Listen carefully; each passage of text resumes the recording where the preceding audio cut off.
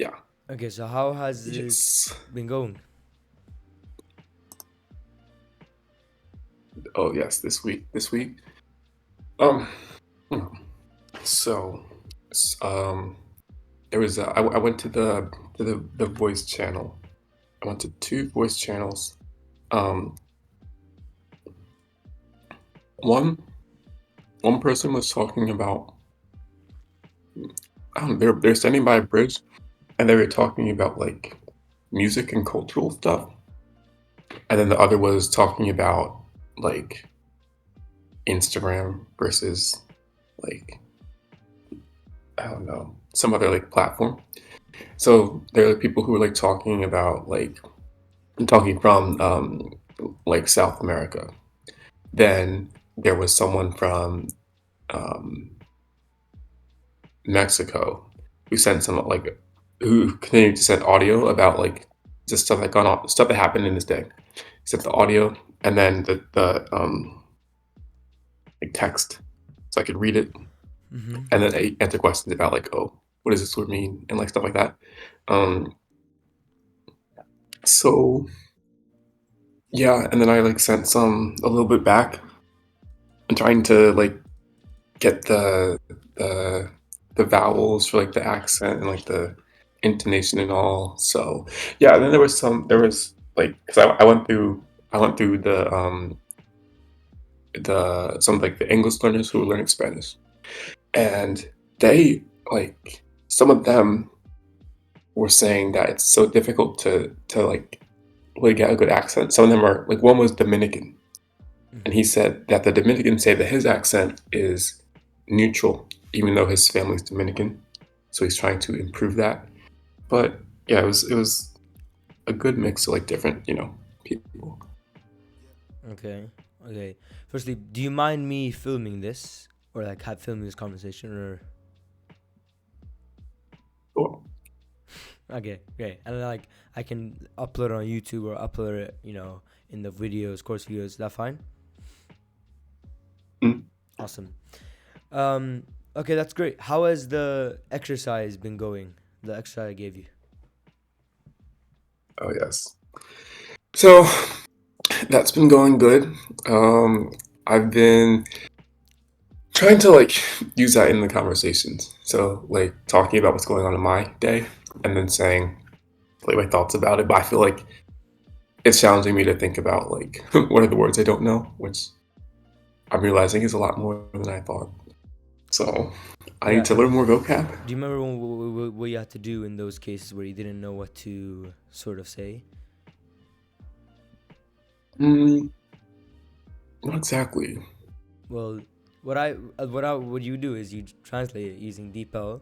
So no, what I Oh usually do yes, when I yes, was yes, yes, yes, speaking, yes. is I would just open DeepL. Like I would like have the call in the background, and then I've had DeepL. I'd have DeepL on my phone, and then I'll be speaking, and then I'll be like, when I don't know a word, then I type it very quickly, as fast as I could, and then I say, oh, okay, so, however, is sin embargo, for example. If I want to say, I wanted to do it, however, I couldn't, blah blah blah, right? Then I didn't know how to say however. I'd write, okay, however, and then it would come sin embargo, and then I say, sin embargo, no podría hacerlo, or whatever, something like that, right? So like, how did you do something similar to that, or how'd that go? So I've been using the Spanish dictionary, Spanish dict that you had said, like the conjugations I don't know at least, which I feel like Mm-hmm. has been helpful. The actual verbs, the actual words, I feel like both of them, like some of them, like for example, I was looking up today. I was looking up. Um, yes. So there's this phrase, like the English phrase where you're like on the fence. And I don't Right. know if there's like a real equivalent of that because I put in on the fence in Spanish dict and it gave like three different. So it gave like three responses when I typed it in, and Mm-hmm. I wasn't really sure if it had like a literal meaning because what they said was like it's like indeciso, like you're indecisive, Mm-hmm. or like you're I guess literally on the fence, like it said like en la valla, something like that. Right. So I think learning the phrases and trying to get the phrases out of the dictionary, yeah, It's a bit more difficult. So, Yeah, but it's like I also making me think about like how do I get more of that native speaking? right. For those, those are like the real native, high level native stuff. Those like go into slang and like, do you know what I mean? Like higher level stuff. Like even in our we had like in sixth grade we had an English test where one of the like criterion that the teacher would judge by was like your ability to use like, oh, you know how in English we'd say, oh, it's a low hanging fruit, or it's raining cats and dogs, or like, do you know what I mean? Like, you know what I mean, right? That was like by itself a criterion. So even there, like, it's a higher level thing. For me, the way I sort of try to understand them is just first you try to find the more sort of the more literal meanings of what you're trying to say. So if you're trying to say like you said, on the fence, right? The literal meaning you're trying to say is like oh, you're indecisive. In that case, so you would say like indeciso, like indecisive, right? And then you can maybe ask them like, is there a more native way to say that? For like, there's another one like to stay with brazos cruzados or something like that. I actually forgot it. Is to like to quedarse con brazos cruzados is to like, it's like be on the side. Cruzado means like it's hard to even explain. It's like on the side, like just observing. Do you know what I mean? It's So like cross. the Oh, the oh, the, the context was like this girl wanted to interfere with like her friend was gonna get kicked out of the school and she wanted to interfere, but then her friend said no, don't get involved. And then she said, no, but I can't just stay, no, we can't stay here, no podemos quedarnos de brazos cruzados, meaning we can't just do nothing about it, right? But in that case, if you the literal meaning of that is like to stay with open arms or something like that. I actually don't really know the literal meaning. Like another one is another context where you'd say like it didn't if you want to say there was no option, like I didn't have another option, you could say it didn't remain, no, it didn't remain other, and that would give the meaning. So it was another time where I was like going through Spanish shows. And by the way, that's my method that I try to use to understand these. Just speaking, like getting it from natives. So that could be through shows, movies, or in your case, if you're able to talk with natives one on one, that's the best. So yeah, in that one he said they lied, like he lied to like a person, and then this girl told him like, hey, why'd you lie? And then he said, I didn't have another. There was nothing left. He said, no quedaba otra, which means it was not remaining another or other, right? And in that context, it means like there was no other option. Like I didn't have any other thing. Actually, this is an interesting story. I use that exact same like way of like that phrase or whatever. And my Spanish teacher was impressed. Like this was around like directly after I'd gotten like conversational. So my Spanish wasn't really good, but I was like I could speak here and like I was conversational. I could have conversations, but I wasn't like good. And we were in the church and me and my friend were fooling around, and then my teacher asked me like, hey, para, like don't do it, don't stop doing that. And I said, pero no queda otra, which means in the present tense, but there isn't anything else, there's no other option, it doesn't remain anything, or it doesn't remain other. And then she was like, wow, very good Spanish, like in Spanish, of course. So for those, I just honestly recommend to just go one-on-one with natives. If not, obviously not everyone can go one-on-one with natives, so instead I would watch shows like native Spanish content, and that's where you can learn those. DeepL does like go through them. For example, like to have something worth it, like it's worth it, it would be vale la pena, right? You probably know that, and it literally means like it, or like merece la pena or something like that. It really means that it deserves the consequence. Like I mean, literal meanings aren't that like conclusive. So instead, it's probably better to like if you're gonna guess, just guess the more formal way. Like if you didn't know how to say to get, just say to obtain. And there's a rule for that. Obtain in Spanish is tener, so to obtain would be obtener, and it follows the same conjugation, right? So I got or I obtained would be obtuve, right? So that's another interesting like on. Uh, so that's like another thing that you can do. But I think what you're doing is good right now, having conversations. But for stuff like that, off on the fence, I would recommend to just say indecisive, or like like the literal meaning of what you're trying to say. If that makes sense. Hmm. Right. It does. Awesome. Are you trying to get a specific accent? You said, was it Mexican or was it something else? Yeah. So and yeah. So actually, so it's like it's Mexican. It's northern Mexico. It's like a part that's kind of near Texas. And actually, the person who sent the audio is from that area, and he says that the way that he talks is not like that. It's like neutral. He says that people who talk like that, they sound like dumb. Um, so Mm-hmm. yeah, but it's that or Puerto Rican, which is more difficult to understand. What I watched was the Netflix show, which is about tacos, so Mexican tacos, and they kind of have like a neutral like accent. But then I found some like silly videos of like comedians from like that northern area, and they have like a very like Like dumb they sounding accent. exaggerate it a lot. Yeah, yeah. So I'm listening to that, but yeah.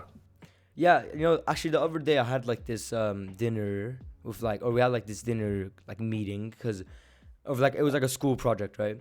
And I got to meet like other students from other schools, and one of them like spoke Spanish, like, so I talked to her in Spanish, and I asked her like, okay, how's my like, if you didn't know that I was like not Spanish, where do you think I'd come from? And then she said like, my accent was like sort of Mexican, and I kind of shocked me because I was like, wait, hold on, what, what?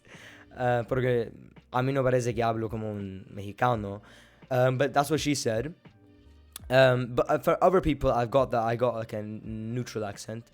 Honestly, to me, I don't know. I know maybe your goals are to have like a like a an accent from like, Nordic, was it like Mexico, right? For me, it was just more so I just want to sound like a native. Like if someone like spoke to me, they know, okay, that guy's Spanish. I don't know exactly which country, but yeah. Now, if you want to niche yourself down to a certain country, which is pretty, it's harder, but it is sort of more rewarding, especially if you're more interested in that area, which I assume you are. Especially since there's tons of Mexican influence to like America, I think, like with the restaurants and all that. Um, I'd recommend, yeah, watching that show that you said you watched. And comedians are also a good way. Comedians, I find with like more again higher level things like education or um, like comedians, they're like the highest level of like language that you can find. Like even in English, sometimes the jokes are so like high level that you need to like try to understand it better. Like because they like there's puns, there's like, you know what I mean. There's Yeah, different types yeah. of jokes. So yeah, definitely watching comedians, and what you said, the show, Los Tacos Fritos, or Mhm. I don't know what Yeah, the yeah. show, yeah, that show in Spanish. So how much have you watched, and like how have you been watching it though? I think that's more important. Yeah. So, and how much I watched? I still haven't got through one episode, but I'm like watching it with the so the subtitles are in Spanish.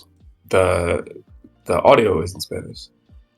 So it's like fully that. It's I don't know, like I try to do the thing of like pause, look at what they said, go back to the beginning, try like inch my way forward. That's what takes the longest time. Because I I've barely like done that, I guess, before. So I'm trying to like adapt to it instead of trying to like speed through it and just get to the end. But I think it's making me think more about like the sentences, like how they form the sentences. Because another thing is, uh, uh, like the I guess I'm trying to get out of thinking of how to form the sentence in like the English way and try to think about like what's like the way that makes sense in Spanish. Yeah. Yes, that's what happens when I know what you mean. Because the show I watched, at least, it was a show that I had previously like binged through in like a week. Me and my sister when we were kids, like before I even like had the idea of learning Spanish. But when I watched it like dubbed, like in English, like voiceovers and stuff. So it was nice to change the pace to watch it in Spanish. And when I watched it in Spanish, it was like I had to adjust, right? Because you're so used to just like if when you don't sort of like, even in English, when I don't completely understand something, I don't go back and study the subtitles and go to DeepL, translate it, and then go to Spanish text and look at the conjugation patterns, right? You don't do that for even like our own language. But when it comes to like understanding, that is a great. What happens is you become like the people you're around, and essentially this is why people say that it's good to surround yourself in Spanish, specifically the accent or culture that you want to like sound like. And the best way for me that I found to do that is just to speak like them and listen to them, which is what you do with the show. By the way, how has that been going though? Like, I want you to like with the method of like I call it transcript training, whatever you want to call it, right? Where you study the content essentially. It's kind of like a mental shift where you're trying to study a small part. And I explained this to my other client that the goal is not to speed through the video. The goal is to understand everything to the best of your, like literally to understand it perfectly, everything perfectly, pretty much perfectly. So even if you say, oh, I haven't even gotten through one episode, it's like, okay, one episode's like what, 40 minutes, 50 minutes, right? Even if you got through half the episode, that's still a lot.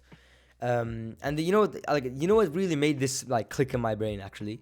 After I had understood a full episode, it was like 40 minutes. I was like, I wonder how many words I actually learned. So I took the transcript of the Netflix I when I put it into the Google Doc, I pressed word count. It was like 4,000 words. Do you know what I mean? Like, isn't that insane? So really, it's like, oh, I've only understood half the episode, but it's like, no, you've understood 2,000 words. Do you know what I mean? So, it's not really about speed. It's more so about how well you understand it. Because you can watch. There are people that have literally listened to hundreds of hours of podcasts in Spanish. You ask them, "Hola, qué haces hoy?" They're like, "Perdone, puedes repetirlo?" And not to bash anyone, but like you get my point, right? And that's just because they don't understand what they're listening to. Think about kids watching like Cocomelon, right?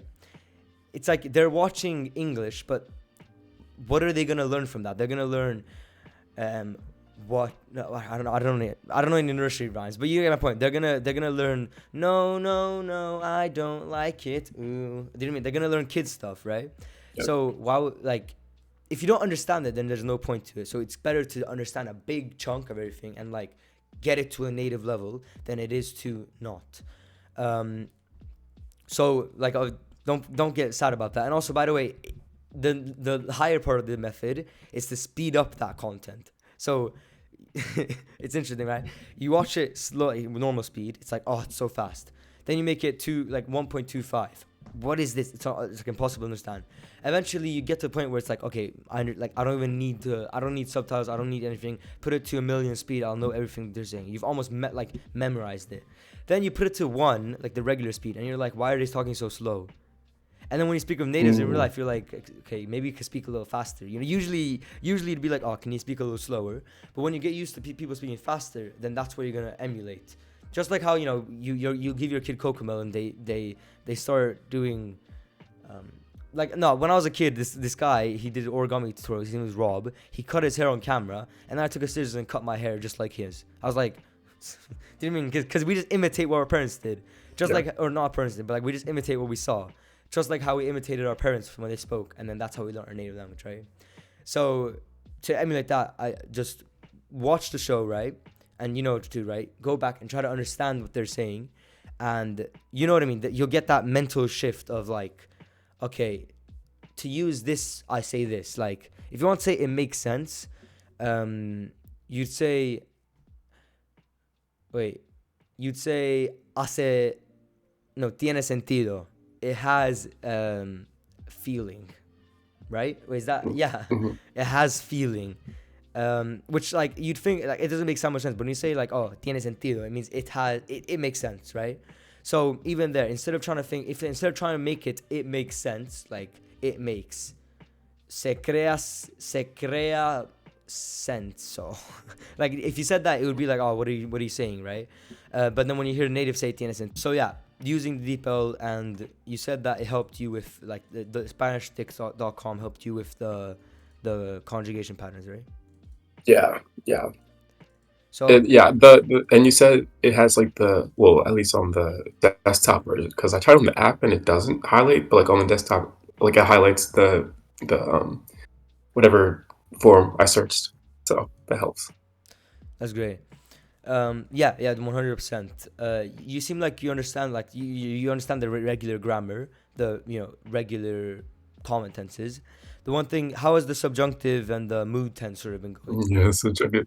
Yeah, that's still true because it's almost like I think it's the switch between the two and the LAX that because I'll think about it and I'm like, okay, it's actually the opposite of this, but then I'm like, no, it must be the opposite of that, and then I'm almost like thinking of the wrong one.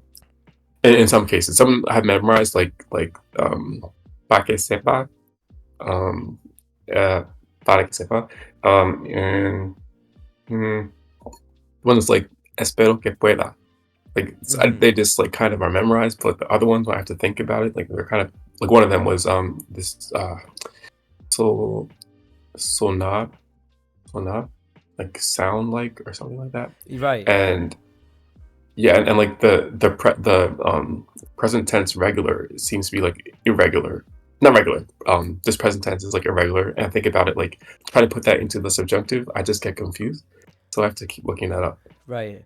For the irregular ones, it's kind of like learning the you're like learning the regular ones again. Now the beautiful thing about Spanish is that it's all based on patterns. So if I told you, if you didn't know how to say I would have from tener, but if I told you the first one is tendría, you can tell me, okay, the rest are tendrías, tendríamos, and tendrían, tendríais if you're Spanish, right? Even like I've never studied the vosotros form, but I can tell you every single form of vosotros just because of like the intuitiveness of that. And the same applies for the subjunctive and like I don't like calling it subjunctive because there's actually four tenses of those, but they all fall under what I like I learned it as the mood tense, as like a mood, which is what I learned. But anyway, this like tense of changing it essentially. For irregular verbs, you take every regular verb has its like gist. It's like it has its like makeup. Do you know what I mean? It has its like specific, like you look at it and that's what like characterizes it. So for example, like if you have curly hair or like I don't know what they call it, like very like I don't know what they call it. You know what I mean? Like your hair type versus like my hair type. Yeah. Maybe I don't have that much hair, but you get my point, right? Um, you can use essentially that like characteristic of the verb to get the rest of them down. I'll give you an example. We have the word have, which was Tener, tener. How do you say I have? tengo. Tengo, right? It should be tengo, but it's tengo. That's like a characteristic of the verb. Now, if you want to make it the subjunctive of tener, so he, she, it, you formal, or I have, it would be tenga. So you're still switching the because it's an er verb, right? And now you take off the er, or you're not, instead of using er, you're using a at the end, right? But you're still including the characteristic, and you can probably guess the rest. How do you say you informal, but with the mood tense? Tengas. Tengas, we, Tengamos. and they, or you guys. Tengan. Tengan, right? So if sonar, right? How do you say I sound? I guess, yeah, I sound. From Sueno. sueno. Now we want to switch that and make it into an r, or like switch it to make it like just like how we did tener, right? So how do we do that? So not suena, but change the a to e. So suene. Exactly. Suene. Okay. So, and Suene. this is actually good. This is actually good that you asked this because this I had that I said that exact same thing wrong myself. I was on a call. I was like, okay, pa que. So I was saying in order that I sound more native, and I said pa que suena más nativo or más como nativo, and he said no, it's suene, and I was like, Mm. oh, there you go, I got it. Actually, even just like 2-3 days ago, my Spanish teacher had like we had a visitor essentially who spoke only Spanish, And in like I was like the only one who could speak, so I was speaking Spanish with her, and I was trying to explain to her that like a student didn't want to move and to sit next to her, okay, and then I was like, no, I was trying to say no quería, he did not want to, move, and I was like, wait, okay, or move, no quería que, he did not want that he moves himself. So I was like, how will I say that? And then I asked my Spanish teacher, and she was like, pa que no quería que se mueva, because to move in this case, like the verb. What do you think the verb to move is? Mood. I thought it was something like mood. Is it mover? Mover, exactly, mover. It is. It's literally that, mover. So, there, how do you think you'd say, now, if you could guess, right, from these rules that we have, how do you say, firstly, I move? I move. It sounds. I feel like it's irregular. Is it irregular? Well, uh, Mo, so movo. in Spanish, it should be movo, right? It should be movo. Just like how it should be podo, or it should be penso, but it's not, right? Because it's the beginning letter splits because of stress. This again, this rule, which I don't think I went through with you because you already like you'd been studying for like several years, but the rule is essentially for, I like to assume it's 60-70% of the time, the beginning vowel of the verb, if it's E or O, then it will likely, like 50-60% of the time, it will split to, E will split to IE and O will split to UE. So it should be movo, but it's muevo, right? And the rest follow. Mueve, not mue, it would be mueve, right? For because it's an adverb. Now, how do you think? Now that's the characteristic of that verb, right? That's the characteristic. That's what characterizes that verb. How do you think you make that into a subjunctive now? Now that you know the characteristic of it. So so change the ending. So instead of muevo, it's ed. So it will be mueva. Mueva, right? And that would also include the mueve. Mueve would be he moves or it moves or you formal move or she moves, but you change the er to r, right? So mueva. So mueva would also be I, he, she, you formal. And so he said, and so my teachers corrected me and said, que se mueva. And then boom. That's how I understand it. So, like, do you see essentially? Do you see the logic here? Like, that's where you get that from. That's where you get the like. That's how you can use the logic there. It's the characteristic of the verb, like the characteristic, like the makeup of the verb, right? That like characterizes it in the present tense. That then translates to the past tense. The same thing applies for the past tense of the subjunctive. So, how would you say he had from tener? He had tuvo, right? And this method to get the past tense of the like the mood tense, you'd say the they or you guys form, and then you change it to, instead of putting on, you say an. So how do you say they had from tener? They had tuvieron. Oh, Tuvieron, right? But then if you want to make a subjunctive, tuvieran. And then you work backwards from tuvieran to get the I, he, she, it, you formal, they, we, or tuvieran is the we. So how do you say I had using tener from the mood tense? Tuva.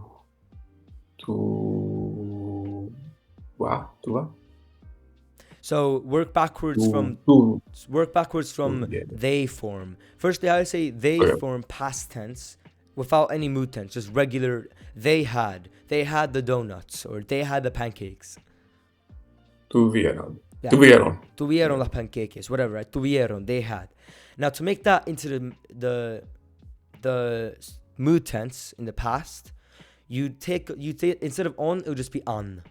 So you'd get tuvieran.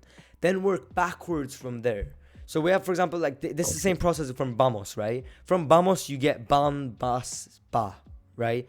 Even though there's no universe where you look at ir and then you get vamos or ba, right? But there's a universe where you work backwards from vamos and get the rest of the forms.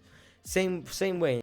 Wait, hold on. There we go. In that same way, work from tuvieran and get the rest. So tuvieran, take off the yeran, put whatever, you get the rest of the forms.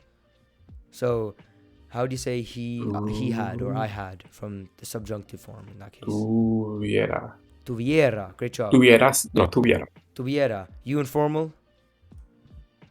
Tuvieras. Tuvieras. We.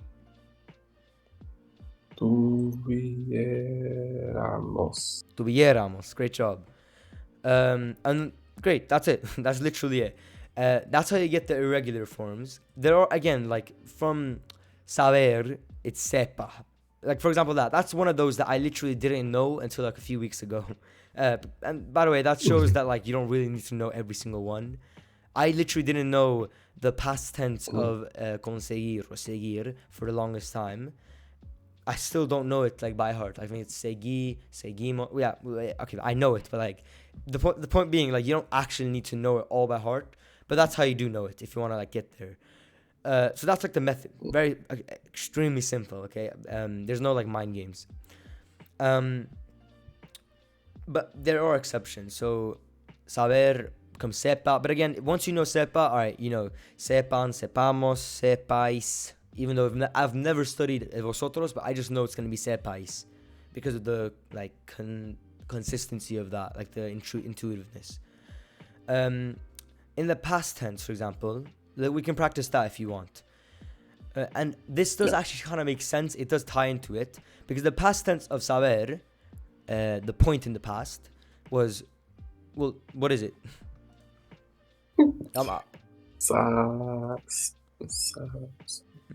Supieron? Great, supieron. And that's where the P comes in, right? Supieron. And then the subject. Actually, let me open. If I can open Spanish, I can show you how this happens.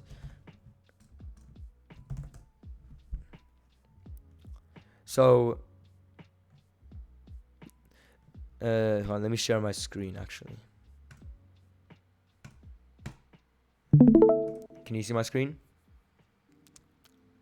Yes. So here you can see this P thing. Like the characteristic of saber, you would think it's se, but it really is this P thing, and that's why we have the sepa, blah blah blah.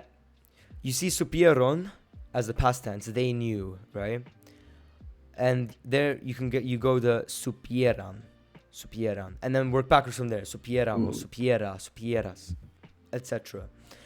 Now, if you're confused about what this is, this form is almost never used, or not almost never, but these future I've almost never heard. Like almost, okay. I've heard. Actually, I'm just gonna keep it a buck. I've like genuinely, I don't know. I've never spoken to someone who used this future tense, supieremes. That sounds so off. Okay, I've heard every now and then someone's used this form of the past subjunctive, right? Supieses. Some people do that. It's not as common.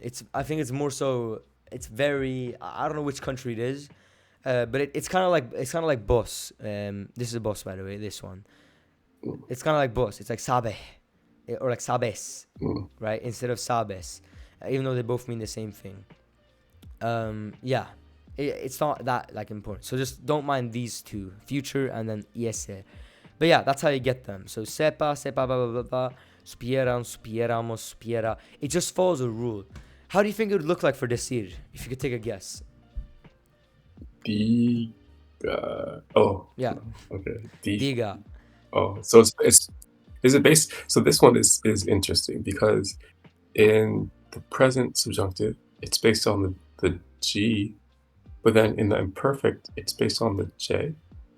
That's because like the characters. Okay, because in the present, what's the characteristic? It's the G, right? But in the past, what's the characteristic? It's the J.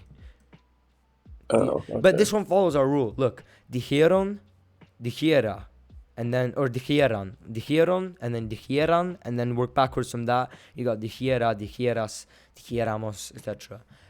Present tense, it works the same. Digo, diga. digas, diga, digamos. And the reason why bad this O becomes an A is because what is decir? Is it an erir or is it an arer or reverb? Yeah. Right. And so we want to switch them to the R form, and the R form would be ah. So that's why it becomes diga. Like all of these follow a rule. Even though look like I don't like that it says irregularities are in red. I mean it's useful sort of, but I don't like it makes people think that you have to memorize them. In reality, Mm. it's like no, you just have to know one rule, and now you know all of this, and you have to know one rule, and now you know all of this. Um, this does have. I have a question. Oh yeah. So yeah, of that one below. So like, so subjunctive, your form, it's diga, and then the imperative is diga with a usted. Is that like a Okay. is that a rule, or like is So that just a I'll coincidence? explain imperative. I don't like these names like progressive, imperative, subjunctive, because they're just confusing. No one. You ask a native what the subjunctive is, they're gonna blank out. Just like how if you ask me what the preposition, give me 5 prepositions in English, I don't know what they are. But this is for when there's. I think I sent you the list of it. When there's Yeah. after para que, for example, then you use this. These imperative just means an order, okay? And that's why there's affirmative and negative. Do it, don't do it. And there, it shows example. Please pay, don't sing. Do you get it? These are orders, okay? Now for orders, Yeah. that's where the there's only one exception. If you don't look at the two, just ignore the two. All of them follow our rule, right? Digas, diga, digamos, digan, digamos. All of these follow a rule. There's just one that slightly breaks it, and that's specifically the you informal. In Spanish, because you always, and it's only you informal affirmative, by the way. Only when you speak to someone to you formal, you informal, as an affirmative action, that you use one slight exception. This exception is no exception in reality. I'll take the verb hablar to show you. You can see the imperative is just habla, but the rest are Mhm. hables, hable, hablemos. This one just becomes essentially this one, the he, she, it, you formal, habla, habla, Uh, right? We'll take comer, okay? Oop. You can see the affirmative is come, just like how he, she, it, you formal is come.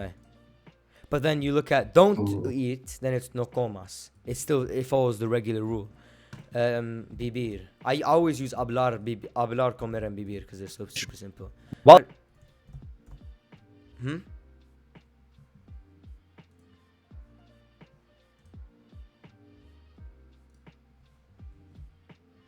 Hello?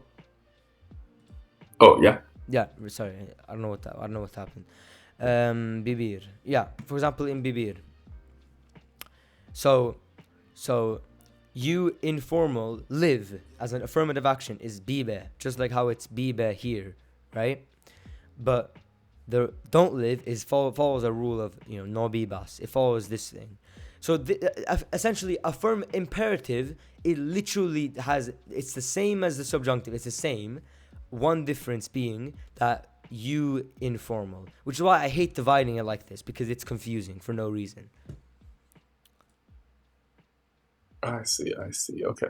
Okay, but and this is only used when you affirmatively order someone to do something, and only to you informal. To everyone else, it follows this same rule that we had, the mood tense. Okay, so, and this is where the annoying part comes in. With irregulars, they're literally just to be memorized. Thankfully, it's only one word that needs to be memorized. So for example, All day ate. So what is that, bro? Oh, okay. So for example, with decir, right? All of this, the rest of the imperatives, they follow the same thing. No digas, diga, digamos, diga, the same thing. But tu, like you informal becomes di. So Okay. tell me would be dime, but don't tell me would be no me digas. No yes. Right? You Okay. see, only for you informal as an affirmative action to do something. Please pay the rent. Like, please pay the rent. Or, I don't know, eat the food, right? Let's take like saber, for example. If I could guess, it would be. I'm just gonna guess. What is it? What is the imperative? Sabe. Oh no, it's regular. That's pretty funny. That's actually really funny. But no, of course I would expect it to be something irregular like D, but it's not. It follows a rule. So as an affirmative action to you informal, just sabe. Por favor, sábelo. Know it. Sábelo. And do you Can you do understand? conocer? Huh?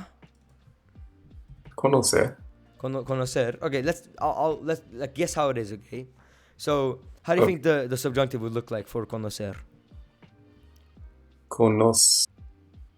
Subjunctive. Conos. Conociera. Like Great, tú. that's the past tense of the subjunctive. Conociera. He, she, it. I, she, he, it. You formal. Knew in the subjunctive. What about in the present tense? How do you think you make it? Conos. Conociere. No, No, no, no. no. In the present tense. So don't look at this. Look at this. Oh, present tense. Two. So this present tense. Oh, conoce. So when we make a subjunctive, right, we switch it. Mhm. So conocer is an adverb, which means we would probably put Conosas. not to you informal. I'm not asking for imperative. I'm not asking for an order. Okay, I'm just asking for subjunctive present tense. So it should be conosa, but what do you think it would be? Conoce. Conozca. Conozca. Great job. Conozca. Because what characterizes conocer? Conozco, right? Sí, And because conozco. because it's an adverb, we switch it so it becomes conozca.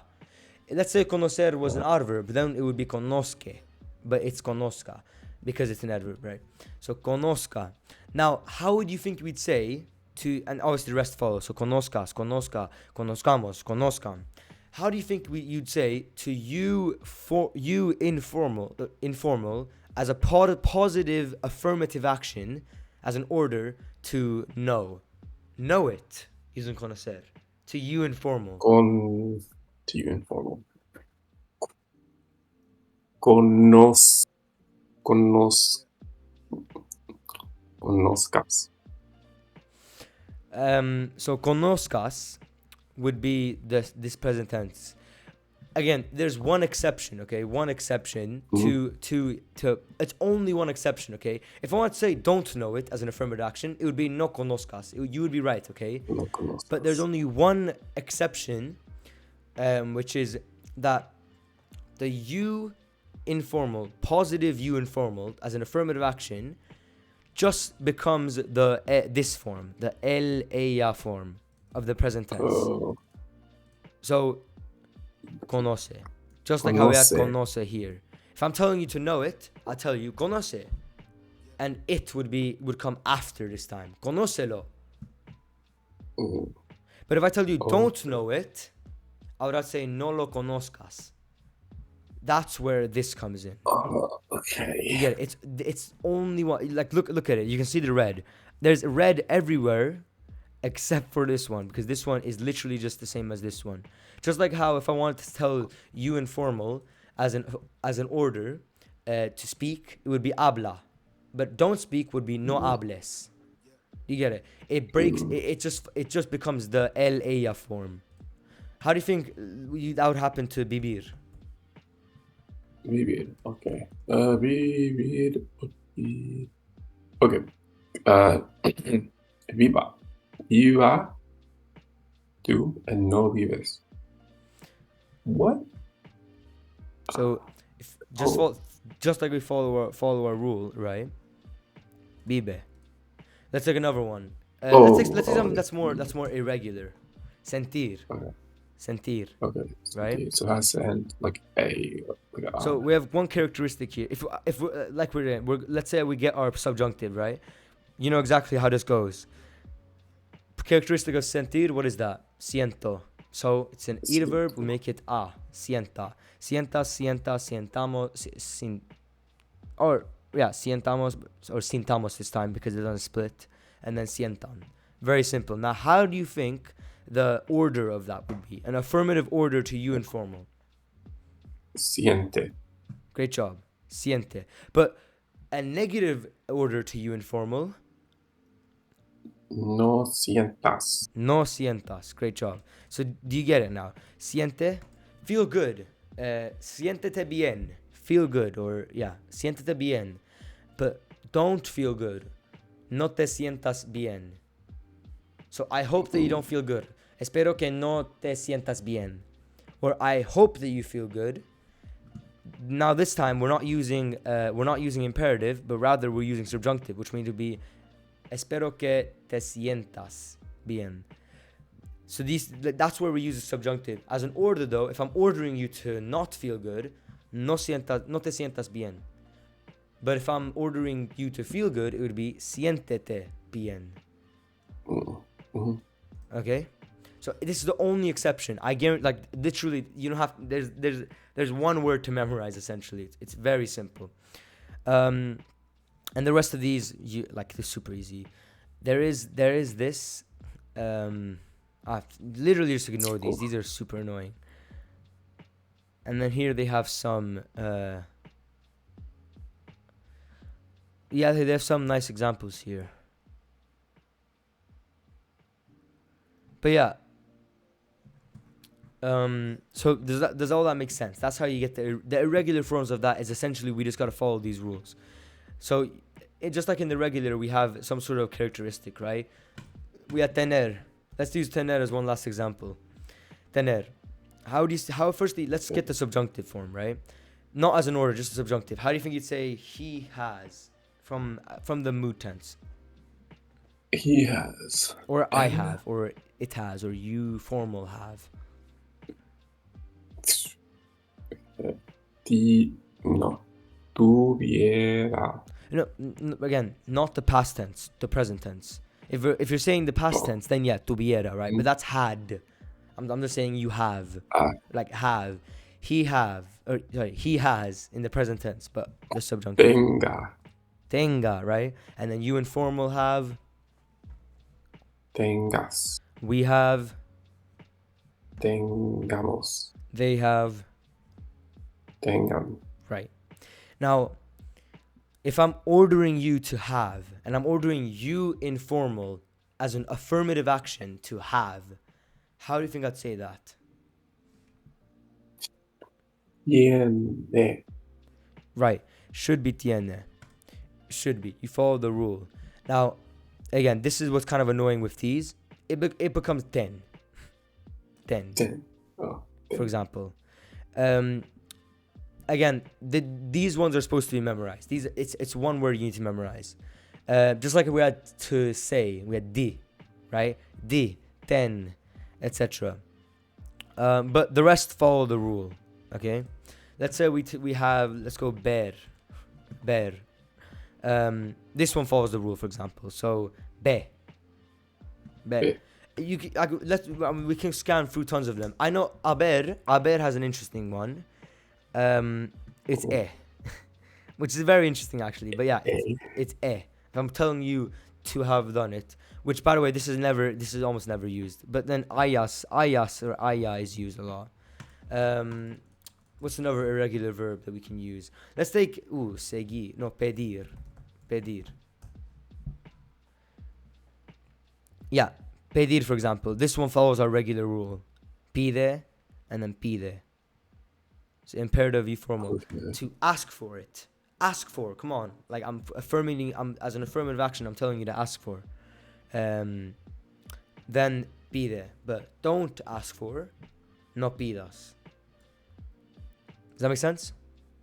So the present follows the rules for the present subjunctive follow the present of like guess, indicative, or yeah. But then the imperfect follows the past tense, and then the imperative, Could you like repeat that last part? So so just the could you repeat yourself one more time? yeah. So like it seems if you look at the chart, like the Right. column, like like going from like indicative, subjunctive, and imperative, like straight down. It's like present, present, and affirmative. They all follow one rule, and then preterite, imperfect, negative. Oh no, not negative. Just preterite and imperfect follow like the same, like the another rule, like another characteristic. This one, the present tense, the present and past are divided, right? So this is one, and this is one. And when I say one, I mean they're all in the present. So present, present, past, past. Okay, or technically Mm. imperfect, but they're both. These two both mean past essentially. These both are past. These both are present. Okay, this is always going to be. There's no past or present. This is an order, so it's always going to be in the present because yeah, this is always going to be like you're never going to change this one. But this is gonna be follow its own characteristics. So pido, pides, pide, pida, pidas, pida, right? And this one imperative continues from this one. Does that make sense? So Yeah. instead of again, this is why I don't like separating these two. Instead of thinking subjunctive and imperative as two, just think of them as both as one, and there being one exception, which is the you affirmative action. But the rest are literally exactly how you want them to be. No pidas, Honestly. pida, pidamos. These like if you cross out the tu, like literally block that, and then you read everything else, it will all look like they're from the subjunctive. Okay, they're separated for clarity of language, but it's confusing for no reason in my opinion. I didn't realize. Is that the same for all verbs? Like, yeah, is it the same? Like they're basically the same, the imperative and the subjunctive in the present. Um, Well, yeah, yeah, yeah, like yeah, even yeah, if the two yeah, form, yeah. yeah, yeah. The only form that can differ is this tu, which usually it just becomes this form, the el ella in the regular tense. But of course, we saw exceptions like tener, for example. So tener, it should be tiene, right, as an action, but it comes Mhm. ten. Or decir, it should be dice, which by the way, this is kind of it's not embarrassing, but it's funny. I was when I was in Spain, I was trying to tell people to say, right? And I kept telling them dice, dice, okay, as an affirmative action, say, right? And I have like videos showing that.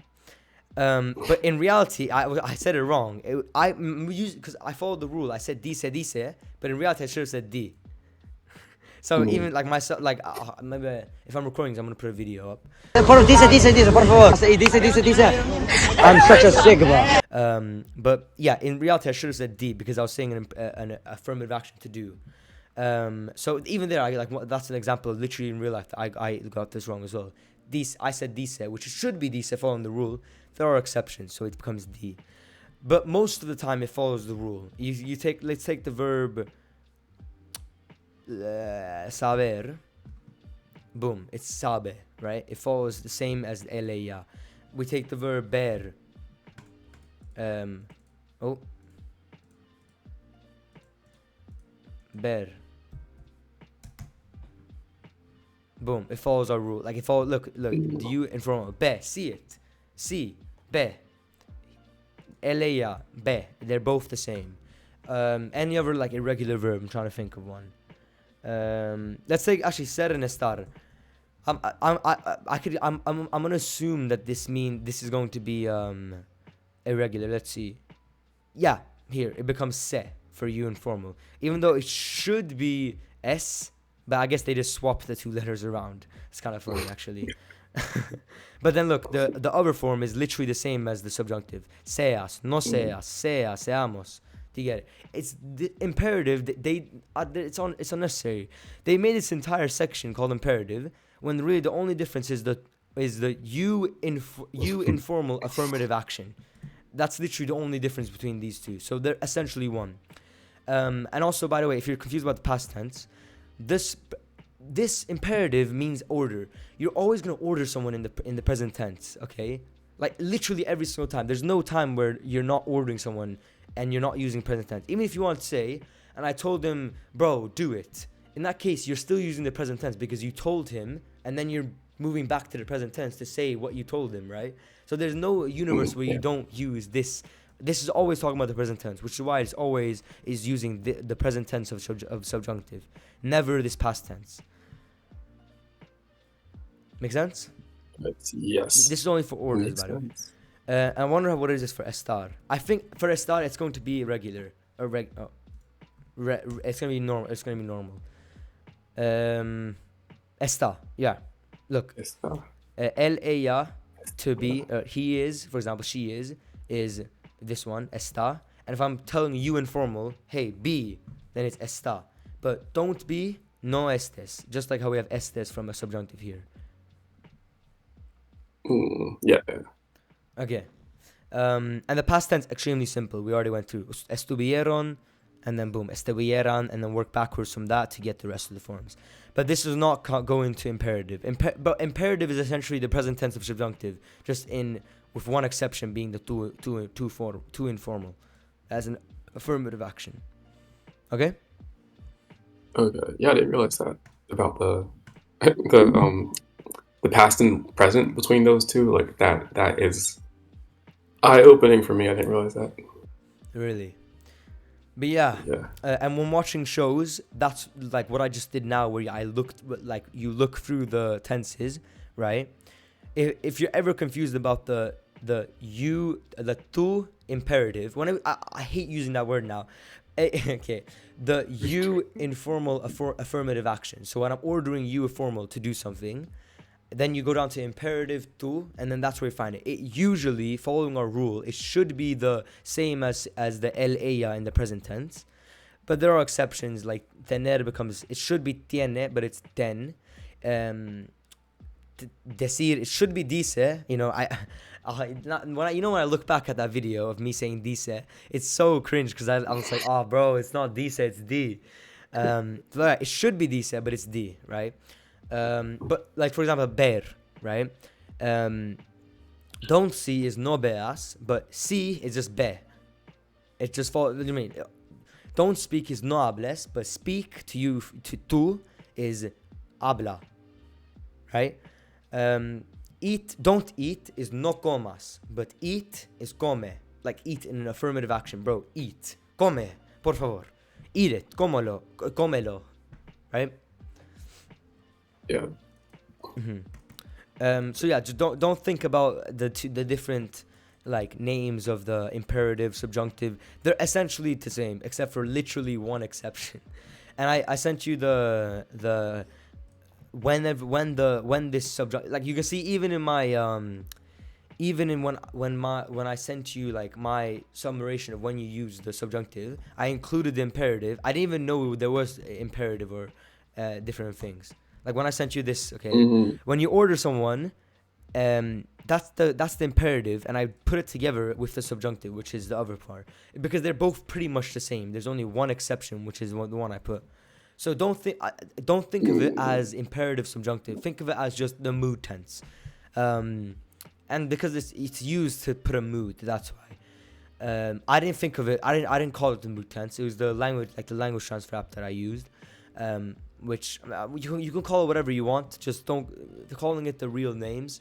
It's confusing, even because there's the progressive tense and all this. It just confuses you for no reason, I think.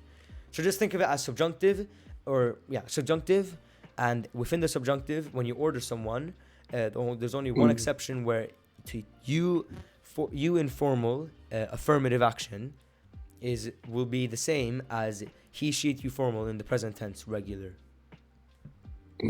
Okay. That's it. Okay. Right, and but like even these, you do not need to know. Like I literally went to Spain when I had been studying Spanish for a year and a half, and I'd been like literally like fluent, like completely fluent, and I still made that mistake of dice. And by the way, in the video, no one called me out on it, and no one said any. They as though dice was correct. they just continued. They didn't even. I don't think they even knew it was incorrect. I don't know. They just acted like it wasn't like they just they didn't correct me. They didn't do anything like that, right? So even so, these are mistakes that like you're still you like you'll still be understandable. You'll still be at that fluent level. But if you want to get to that, if you want to be correct, which obviously natives are, then you obviously want to get this. But it's not the end of the world if you get it wrong. I mean, it feels like the end of the world to me. Yeah, it is sort of cringe when it happens sometimes, but like, yeah. Yes, yes, yes. But yeah, but I think everything's going good. So just continue watching the Spanish show that you were watching, and continue speaking with natives. And again, to understand the phrases, just use DeepL, translate it, and just ask natives one to one. Hey, how would I say this? How would I say that? What the thing is here? And then just in your free time, use the framework I told you, the narrate, elaborate, contemplate, and try to sound like a Mexican, essentially. Essentially, speak Spanish. When you don't know how to speak Spanish, translate it to English, then speak Spanish. That's simple. Okay. And do you have any other way that you would recommend, apart from Hello Talk? Um, like, do you just use that, and then because you have your class, you have people already built into your life that you just like talk to, um, and that's like that gives you enough like practice. I just been using the app. Well, it depends how deep into improving you are. Right now, I haven't spoken Spanish to some. I haven't gone on Hello Talk for like 4 weeks, like 6 weeks maybe. I don't know. I haven't gone on there for a while. But if obviously you're trying to improve Spanish a lot, you can. What I recommend is try to go on Hello Talk as much as possible. But like, it's different for everyone. In my Spanish class, I don't talk like I try to snatch opportunities to speak Spanish. Got But it, yeah, got it. Okay, yeah. my phone is about to die, Then so I will see you next week. yes, I'll see you next week. And my phone Okay, died. All right, bye. bye.